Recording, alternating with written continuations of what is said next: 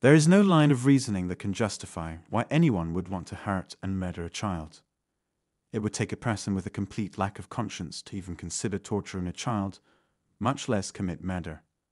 Sadly, our story today is about the abduction and murder of a little girl who had not even celebrated her 10th birthday. This is the high-profile case of an 8-year-old girl who was abducted and murdered in West Sussex, England. Her abduction and the investigation into her murder would go on to become prominent cases in the United Kingdom. Welcome to this channel. Today, we're going to take a look at the grim case of Sarah Payne. Before we continue, if you enjoy true crime stories, make sure you like, share, and subscribe to get the latest information on topics like this. And now, let's take a look at the truly sad story of Sarah Evelyn Isabel Payne. Sarah Evelyn Isabel Payne, who was 8 years old at the time of her disappearance and murder, was born on the 13th of October 1991 in Surrey, England. Sarah Page went missing on the evening of July 1, 2000, from a cornfield near her grandfather's residence.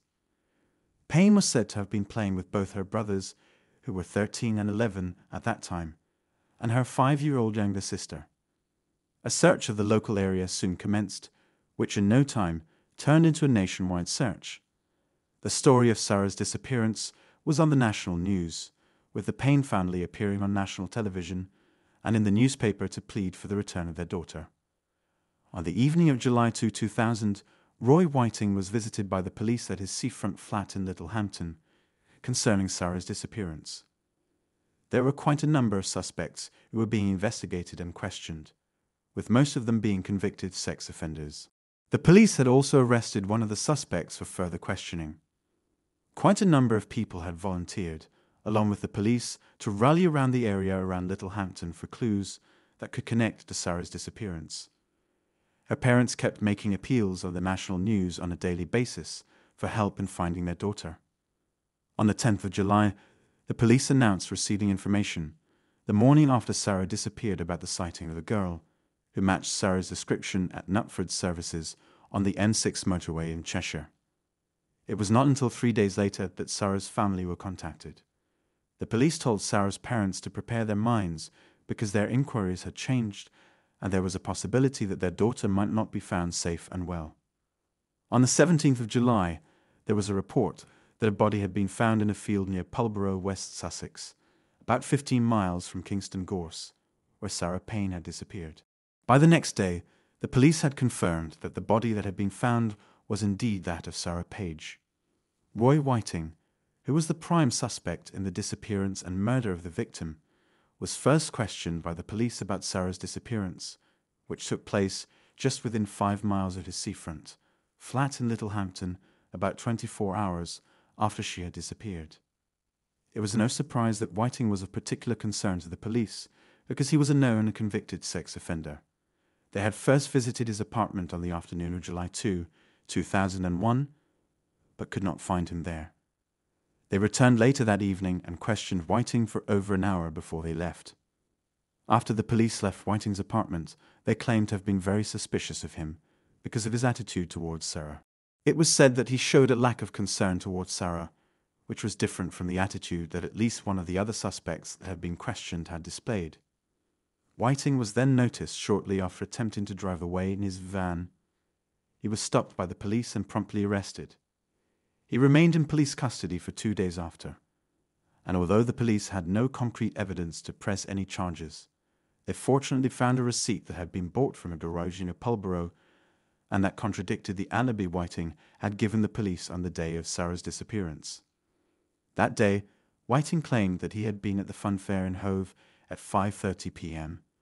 and had returned back to his flat at 9:30 p.m. The police also found a receipt for fuel from the same garage on a 24, which was not too far from Coolham, where one of Sarah's shoes were found, and this further contradicted his alibi. After Whiting was arrested the first time, he did not go back to his apartment at Littlehampton, but rather went to live with his father at Crawley. On July 20th, which was about 3 days after Sarah's body had been recovered, a shoe was found along the roadside of the village in Coodlum, which was just 3 miles from Pulborough. It was later identified as one of the shoes that belonged to Sarah Payne. On the 23rd of July 2000, Whiting was once again arrested by the police, but this time for a different case. He had stolen a Vauxhall Nova in Crawley, was pursued by the police while he drove at a speed of up to 70 miles per hour, and eventually ran into a parked vehicle. He was charged with dangerous driving. He was kept in police custody until the 27th of September, when he admitted to the charges and was jailed for 22 months. While he was still serving his jail term for dangerous driving, some detectives carried out forensic tests on his white Ducato van, which he had bought on June 23, 2000.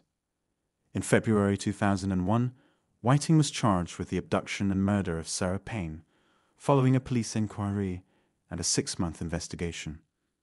Whiting appeared at Lewes Crown Court and was charged with the abduction and murder of Sarah Payne on February 6, 2001. He pleaded guilty to both charges and remained in custody for his motor vehicle offences. And he couldn't be released that summer because of the additional charges. Whiting's trial commenced on November 14, 2001, and the jury started hearing testimony from several witnesses. The major witness was Sarah's eldest brother, who had seen what he described as a scruffy-looking man with yellowish teeth driving through gorse on the day that his sister disappeared. However, Lee Payne didn't pick out Whiting when he was selected for an identity parade. Fibers were also found on one of Sarah's shoes that was found by a member of the public, and forensics tests had determined that the fibers that had been found on the shoe were indeed from Whiting's white van. A strand of blonde hair was found on one of the T-shirts in Whiting's van, and a DNA test also established that there was a 1 in a billion chance that the strand of hair found belonged to anyone other than Sarah. 2 other motorists also appeared before the jury and testified to seeing a white van on the roadside pulling off track on the evening of July 1, 2000, near where Sarah's body had been found. Whiting was convicted on the 12th of December 2001 after a 4-week trial. He was convicted of the murder and abduction of Sarah Payne and sentenced to life imprisonment. It was only after his trial and conviction that information about his previous convictions was revealed to the public, as it was feared that knowledge of his convictions could be detrimental to his trial. They said that there was a possibility that they could argue a bypass by the jury because of his past convictions, leading to an appeal and possibly paving the way for his freedom. The fact that Whiting had been revealed as a repeat sex offender sparked calls to the government to allow public access to the sex offenders register. On November 24, 2002, an order would come in from the then Home Secretary for Whiting to serve a minimum of 50 years before he would be eligible for parole. He would file an appeal, which eventually led to a reduction of his eligibility to 10 years. Our thoughts and prayers go out to the family of Sarah Payne, who lost a bright and promising young girl as a result of the depravity of a truly monstrous human being. And we hope that justice continues to be served to the evil perpetrator of Sarah's murder. Thanks for watching. Feel free to share your thoughts on this video in the comment section. And please do not forget to like, share, and subscribe if you found this video enjoyable. See you in the next video.